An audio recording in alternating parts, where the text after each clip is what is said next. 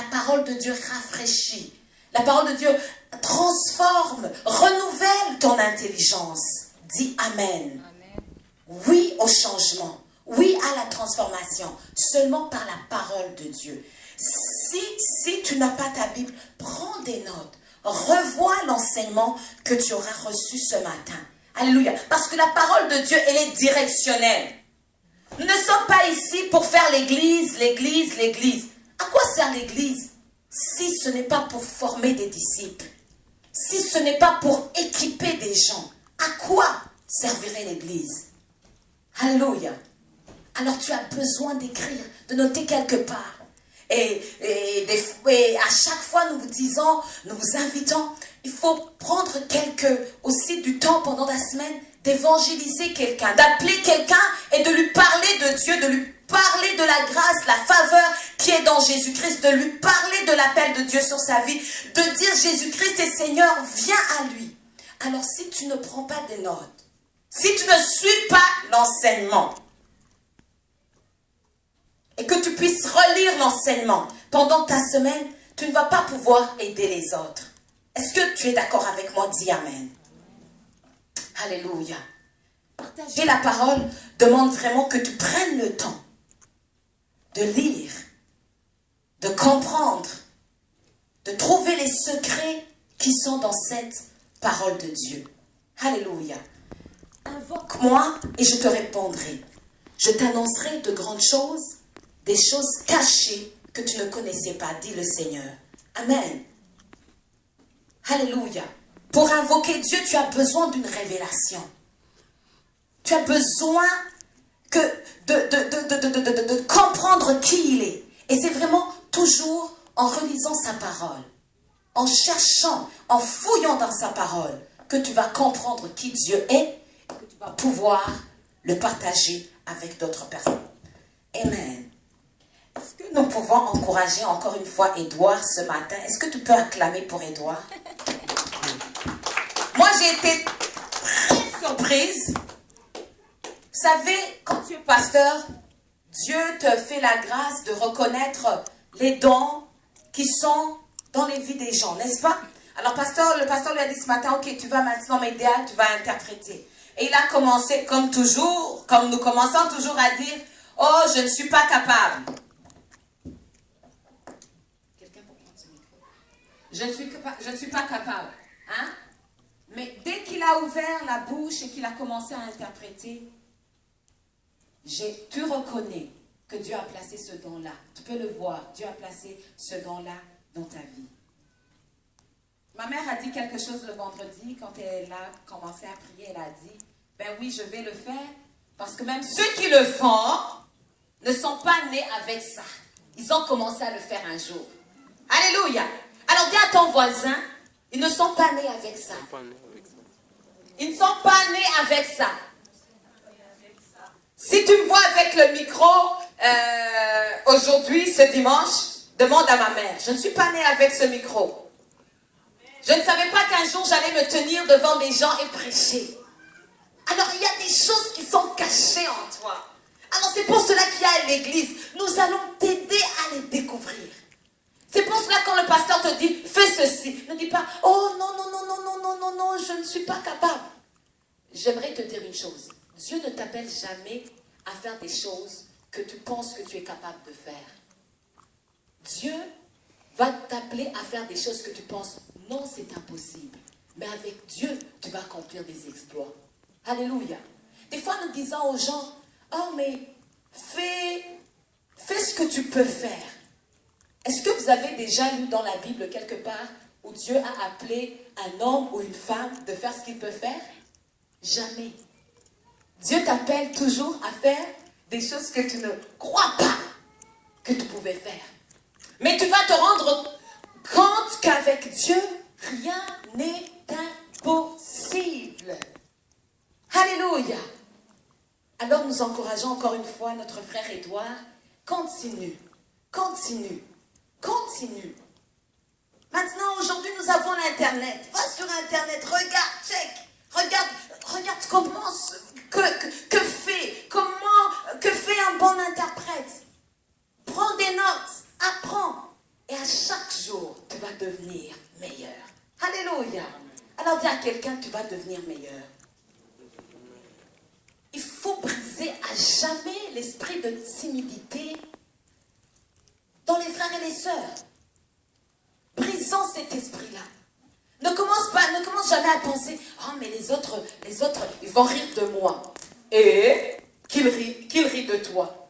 Est-ce que tu vas mourir? Tu ne vas pas mourir.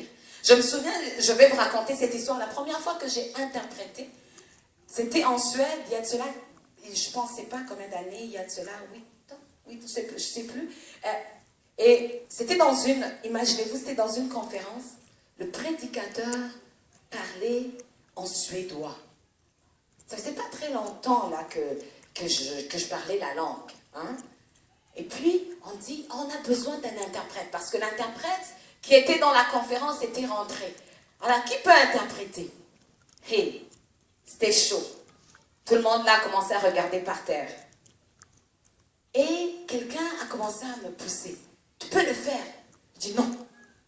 Tu peux le faire. Non. Et puis, on a dit, oh, mais ici, il y a quelqu'un qui peut le faire. Alors là, je me suis levée et je suis allée le faire. C'était pas facile, mais j'ai pu le faire parce qu'avec Dieu, nous réalisons des exploits. Et j'ai traduit. Et puis, le pasteur était très, très étonné. C'était un pasteur suédois.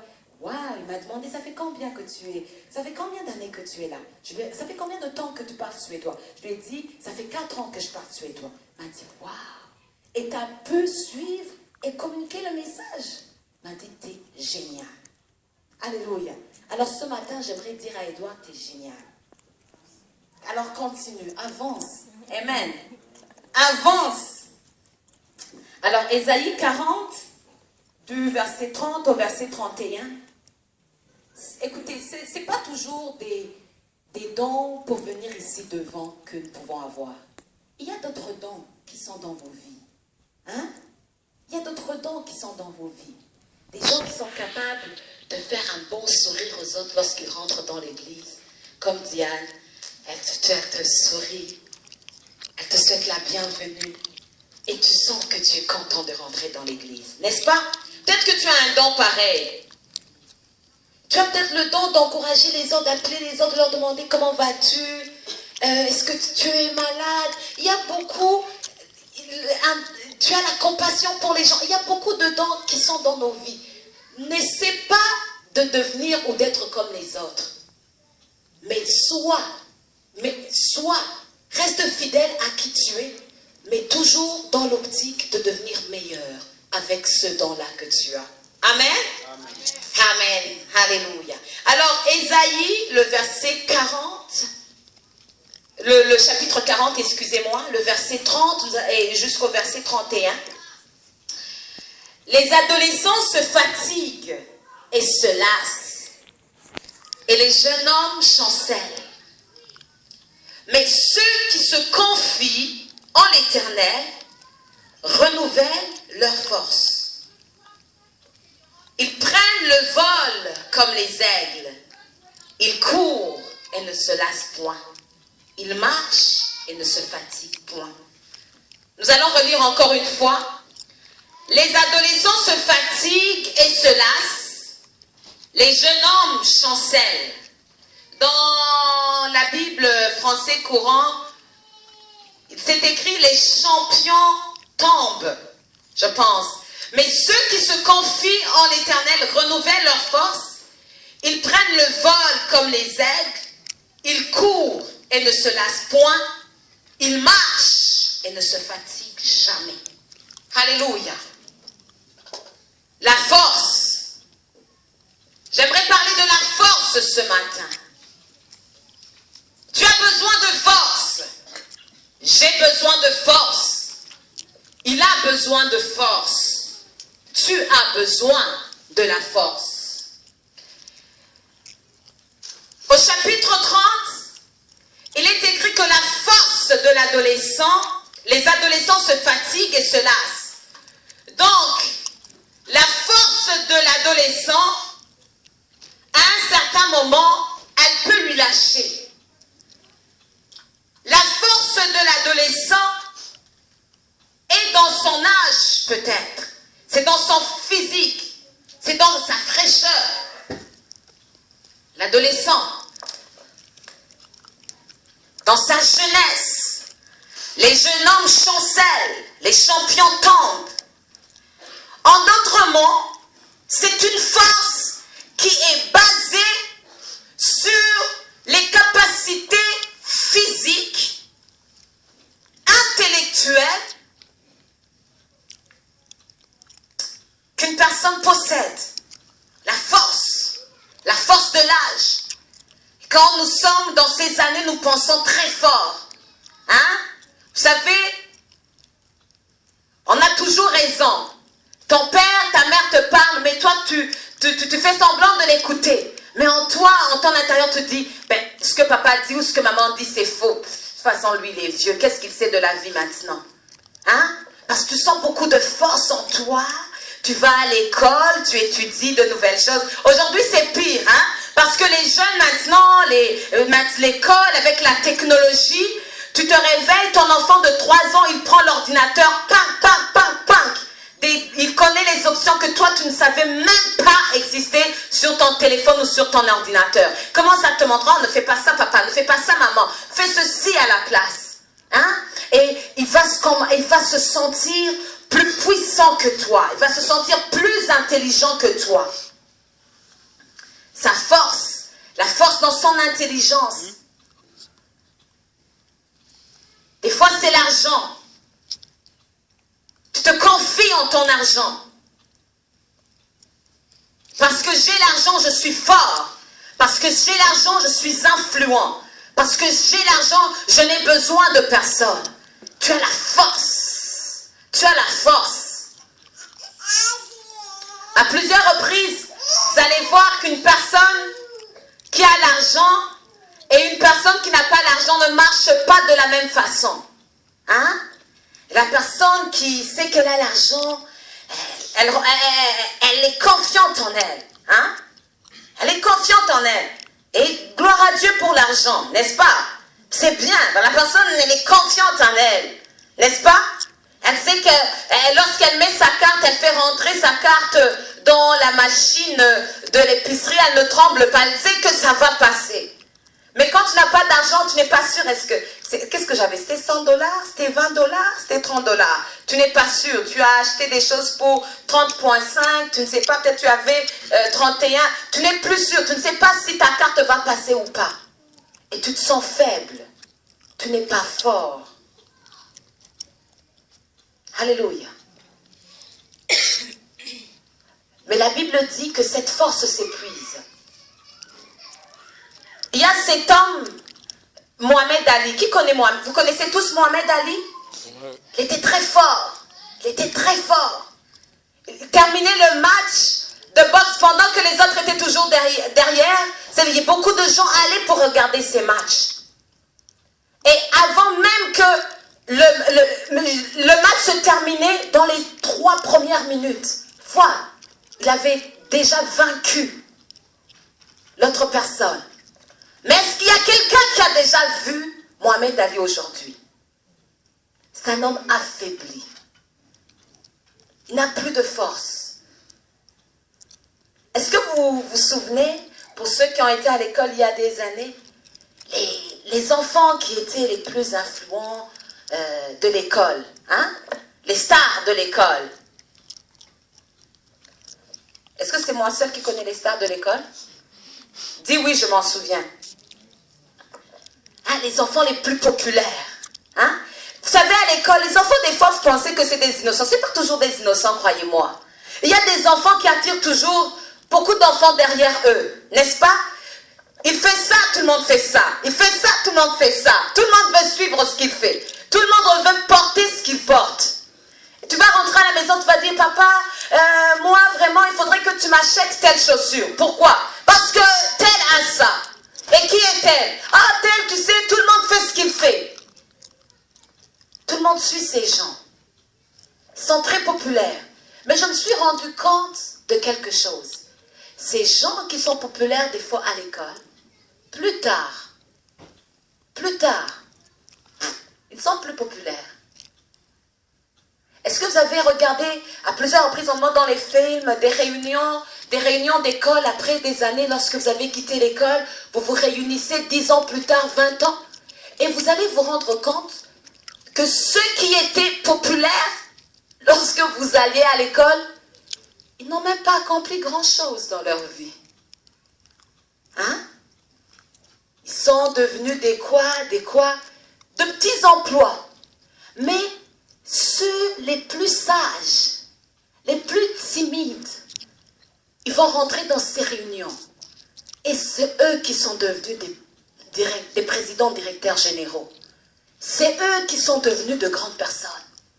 Alors que tout le monde pensait que, finalement, sûrement qu'il est devenu, quelque part, mécanicien, sans pour autant, là, discréditer le métier. Mais ce n'est pas des gens qui sont devenus, qui sont restés ces stars que nous contemplions. Alléluia. Pour te dire que la force qui ne réside pas dans le Seigneur est une force qui est temporaire. J'aimerais te donner un premier point. Toute force, puissance qui ne vient pas de Dieu peut te lâcher ou alors va te lâcher. Parce que toutes choses dans la vie, beaucoup de choses dans la vie ont une date d'expiration. Lorsque tu vas au supermarché, fais attention en mettant les choses dans ton panier. Parce qu'il y a toujours une date d'expiration mentionnée sur ces choses. Il y a toujours une date d'expiration. Alléluia. Il y a toujours une date d'expiration. Le verset 31. Si tu te confies en Dieu, si tu comptes sur lui, ta force est renouvelée. Au verset 31, il est écrit, mais ceux qui se confient en l'Éternel renouvellent leur force. Parce que la force, en tant que telle, si elle est physique, intellectuelle, la force, comme dans toutes ces dimensions, elle s'expire, elle prend fin. Tu peux être très fort physiquement à 20 ans, mais à 40 ans, tu n'auras plus la même force. Ta force va prendre fin. À 60 ans, tu t'affaiblis encore plus. Ta force physique va s'affaiblir encore plus. Ta force intellectuelle s'affaiblit encore plus. Mais ici, la Bible dit que ceux qui se confient en l'Éternel, leur force est renouvelée. Do you get me? Ceux qui se confient en l'Éternel, leur force est renouvelée. Écoutez comment Isaïe le dit. Il dit, les adolescents se fatiguent et se lassent.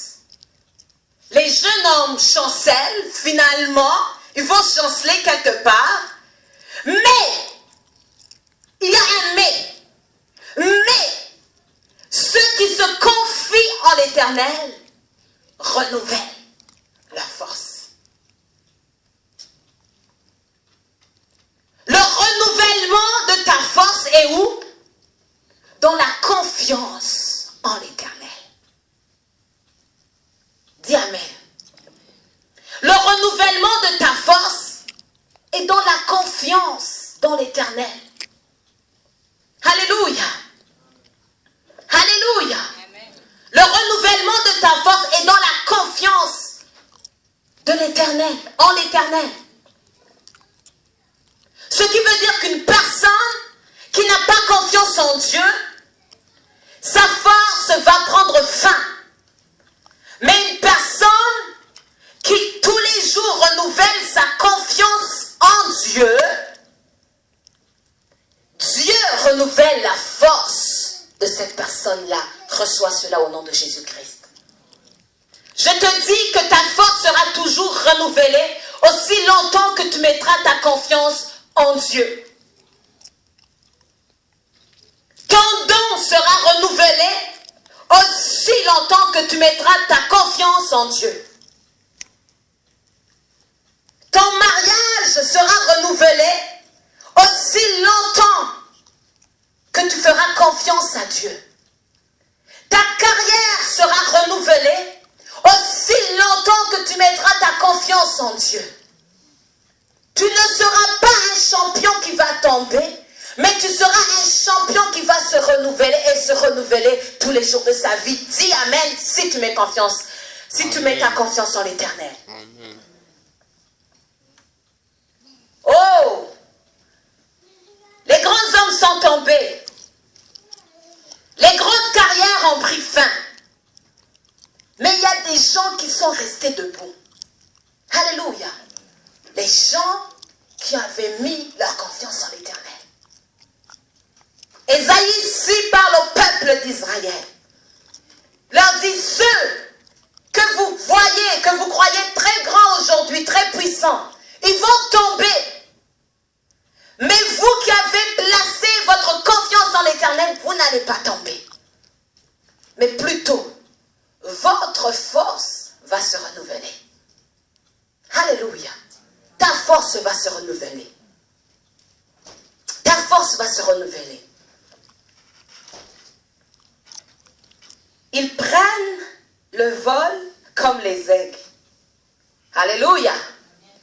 Ils prennent le vol comme les aigles. J'aimerais que tu sois attentif sur ce que je vais maintenant te dire. Les gens qui se confient en l'Éternel, leur force est renouvelée.